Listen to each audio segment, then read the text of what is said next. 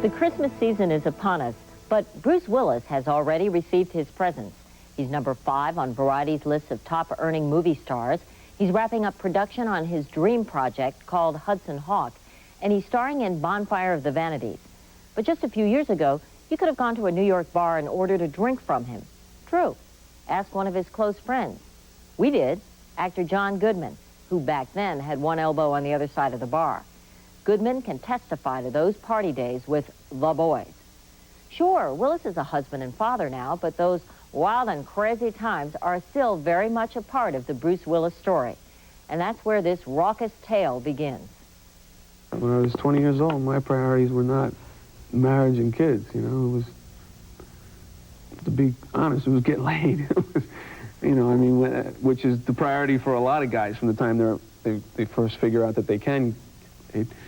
So all you thought about when you were younger was sex? Oh, yeah. Every guy I know. I mean, and I'm sure young women don't think about sex. I'm sure that they have other things that they're thinking about, college, marriage, other goals. But I doubt it. There really was a follow-up to sex.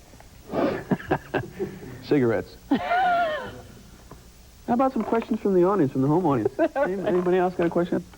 We had some questions for Carmine Zozora, Bruce's best friend for 16 years. They were once roommates at this house in the Nichols Canyon area of Los Angeles, where they called their little party palace the Thrill on the Hill.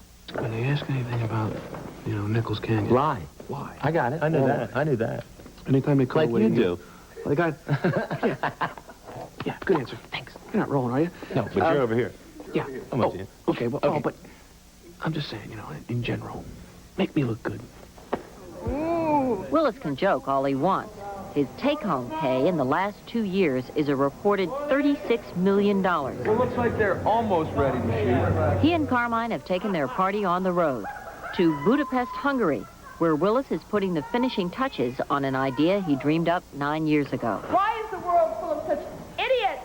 Hudson Hawk is his 3rd action-adventure film in as many years. Once again, he's the reluctant hero, in way over his head.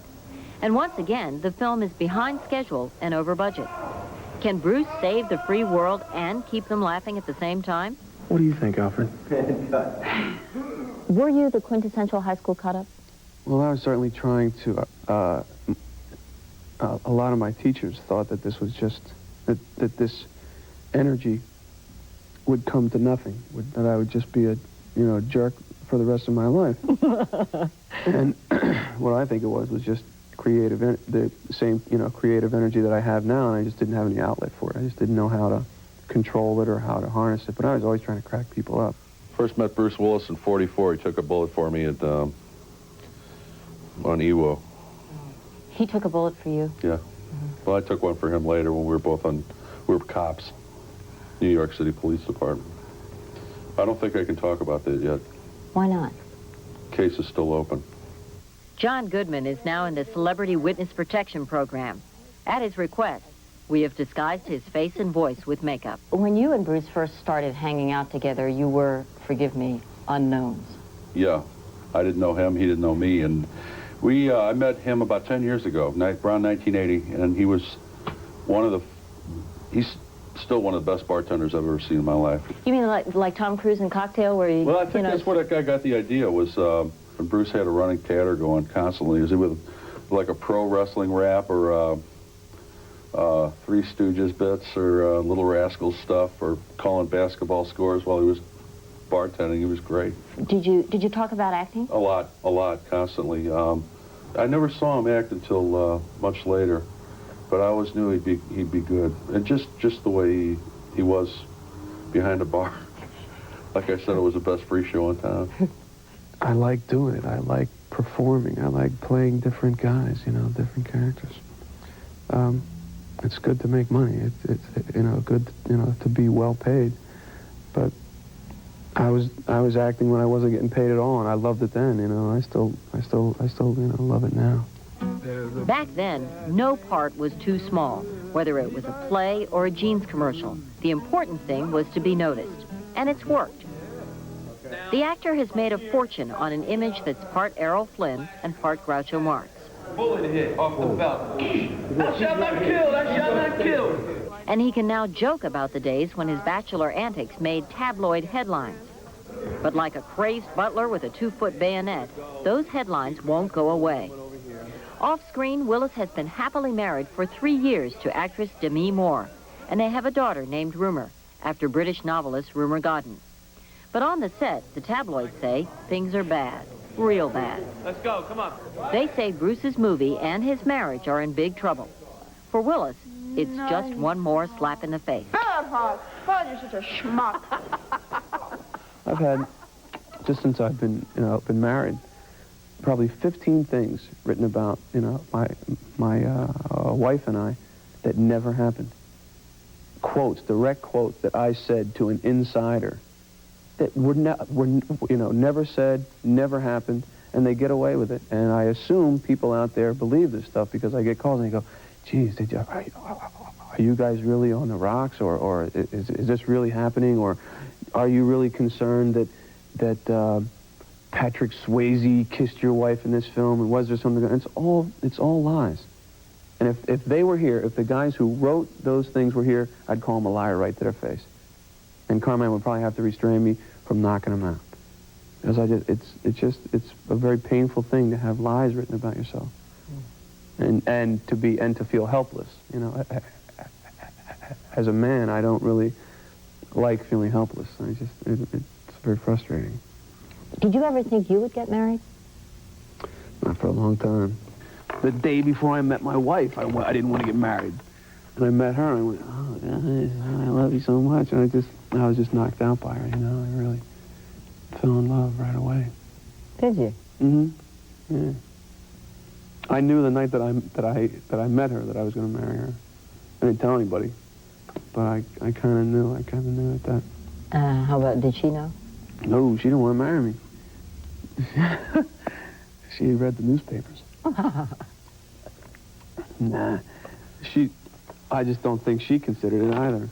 Some people have said, Bruce Willis, a good husband and a devoted father? Come on. He loves his wife, and he loves that baby. And that's the main ingredient. And he's very responsible in that way. You can see it. Oh, absolutely. Yeah, he's very proud. It's a good thing. And they're a really beautiful family. I love my baby so much. I mean, and I'd rather hang out with her than I would do just about anything else.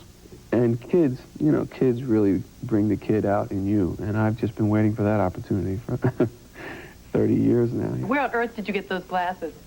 Oh, these? X-ray specs. Pretty cool, huh? You must be wearing a lead dress. I can't see a thing. It was the kid in Willis that got him noticed in the first place. As David Addison in TV's Moonlighting, he and co-star Sybil Shepherd broke the rules for what television was supposed to be about. Cheers, Petruchio! But the show was eventually canceled, amid reports that Willis and Shepherd didn't have the chemistry their characters did. To this day, I'm still amazed at how it all happened and how the whole thing went down and how the show kind of self-destructed and kind of was destructed. Do you still talk to Sybil Shepherd? Have you talked to her since the show closed? I haven't spoken to her since the show ended, I don't think. There is a story that will ultimately be told about why the show ended and how that all came about and how Glenn Caron was fired from the show and what Sybil's involvement in that was. The man who created and produced the program. That's right. And basically gave her back her career. But I don't have anything good to say about her, so I should just not say anything. Isn't it a shame that something that we as viewers remember so well as being a terrific series is kind of sour for you? It's not that sour for me. I mean, I have some good memories of that show, and just because I didn't necessarily get along with Sybil, I mean, there were 90 other people on that show that I did get along with. I'd come out and see him, and we'd just marvel at how everything was taken off. We'd be riding around, and you'd just look at each other. Start giggling. And life was a kick for for a guy who'd struggled for a while and really never had 2 dimes to scrape together. He enjoyed himself, and I helped him. What about a 6-foot actor like myself? What should I do? 6 foot. How would I prepare? I never expected to become this famous. I wanted to be successful as an actor. I never equated that with successful as an actor equaling famous and having your life story in every newspaper in the country. I just never thought that far ahead, and I don't know who does. At some point, I think I might want to stop doing what I'm doing, and You don't mean acting? stop acting. Yeah. Seriously? Yeah, I mean it's still fun now. At some point, when it's not fun anymore, I'll go do something else. Such as? Skiing for a living. Not working. You're not talking about in your 60s or 70s. I think in my 40s. I think in my 40s. God bless. I'm still here in my 40s. Our producer said that he was surprised at our interview today. Why? Good. Why? Well, What's up with that? He said, is the silly, goofy side of Bruce Willis pretty much gone? And God, I hope not. I hope not. I've acted pretty silly today, don't you think? Pretty goofy? I mean, I'm still goofy. Don't tell me I'm not silly, Connie. I am silly. And goofy. And damn proud of it. We'll be right back. Stay with us.